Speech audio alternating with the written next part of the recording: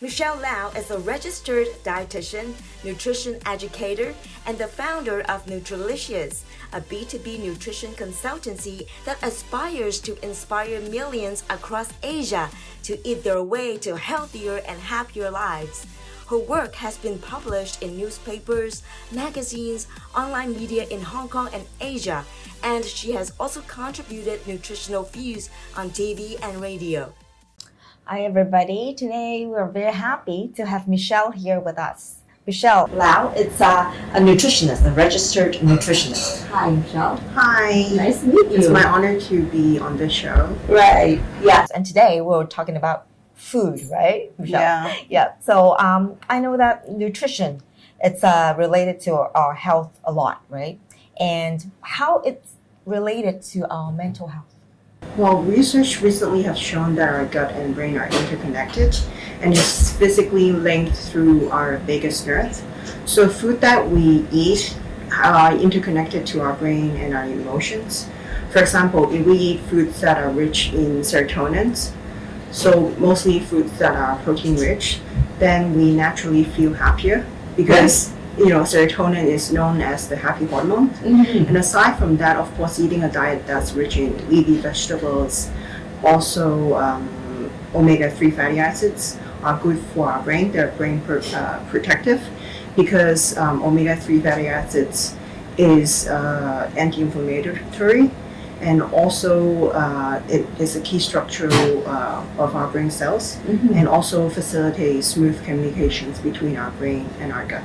So you said serotonin, protein, right? Yes. So when we eat like chicken, more protein, eggs, will we literally feel happier? Yes, Really? by nature, Yeah. because serotonin, there is an amino acid called tryptophan, which is a precursor of serotonin.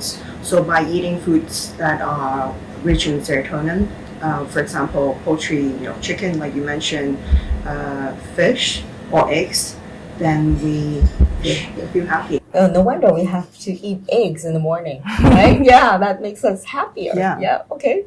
So how about nowadays we take a lot of supplements, like in the market, you see a lot of different types of supplements. How do you see supplements? Do we need supplements, or we absorb those nutrients from food instead?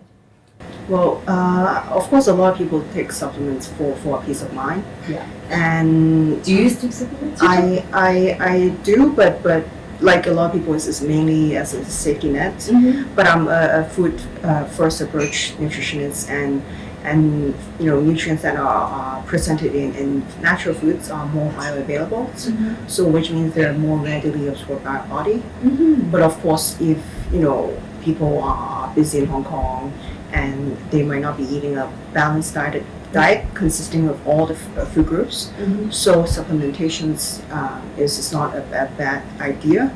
And of course, there are also certain populations that are will benefit from supplementations. For example, vegan. Is it because of the diet? Because they're not eating certain kinds of food, and that's why they need supplements too. Because there's a specific nutrient called vitamin B12.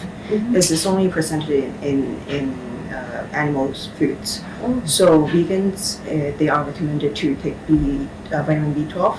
And also for pregnant women or ladies of childbearing age, they are recommended to take folate to prevent neural tube defects. Okay. So there are certain populations that will benefit from supplementation. The B12, I've heard about that because I always get canker sore. So is B12 something like that cure or help that issue? Like Yes. canker sore? Yes. Yeah. A lot of Yeah. people saying like, oh, we get canker sore, so you're liking B12. That's what Yeah. people say. Okay. You're very so, knowledgeable too. no, just because I get canker sore all the time, and that's why I'm like, oh, okay. Is there any supplements that I need to take? So you said it's from animals, right? Yeah, animal B12. foods. Yes. What kind of food will be rich in B12?